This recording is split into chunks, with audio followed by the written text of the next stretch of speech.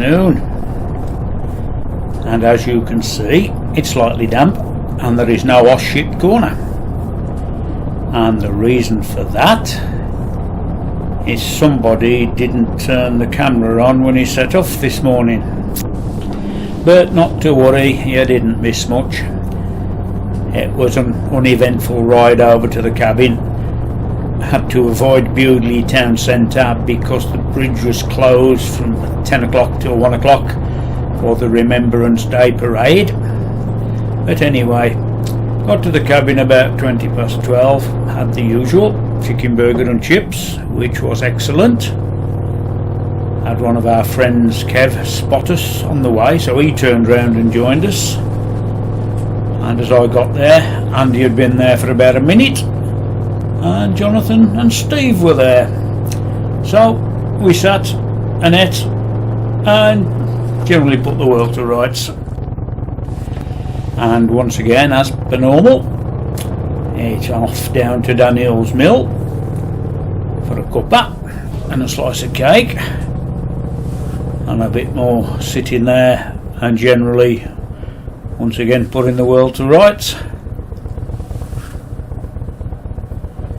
The rain is easing off a little bit, so yeah, in a way it was a good thing because I fitted a new pair of plastic hand guards to the drifter, with the idea being keep the wind off your fingers and they don't get so cold, and it also keeps the rain off.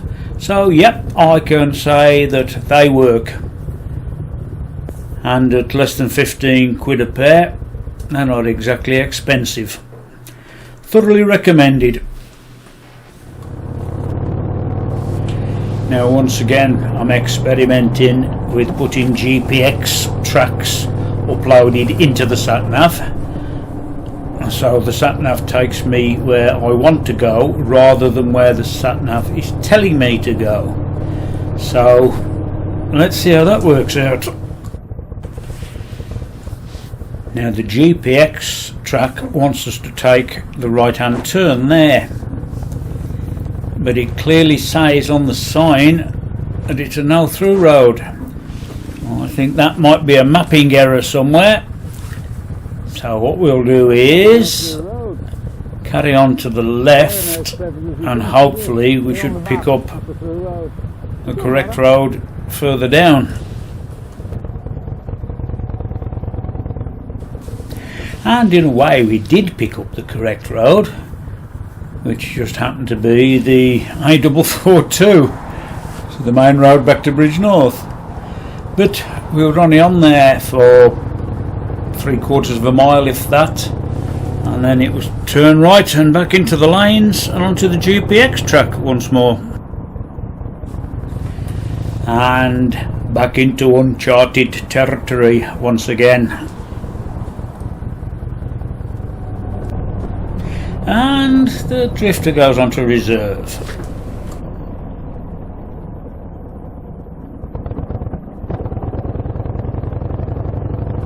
But we managed to pick it up just in time before it actually stops.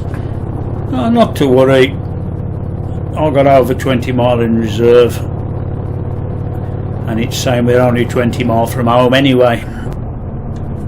Still a bit of autumn colour as we pass the Great Pool, Patsel Park Estate, and not a ripple on the surface at all. Very calm day today.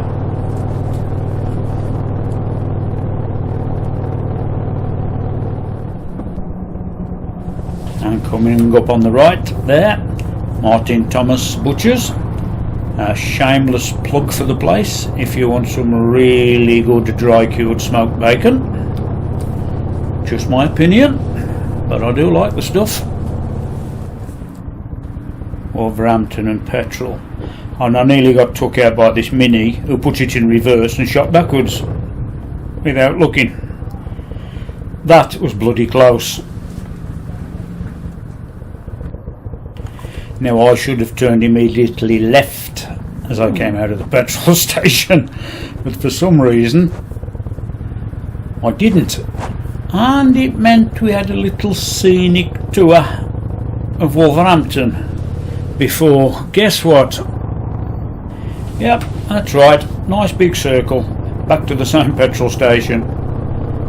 Anyway, I'm on the right road now, and I know where I'm going, and the sat-nav is still following its GPX tracks, so everything seems right in the world.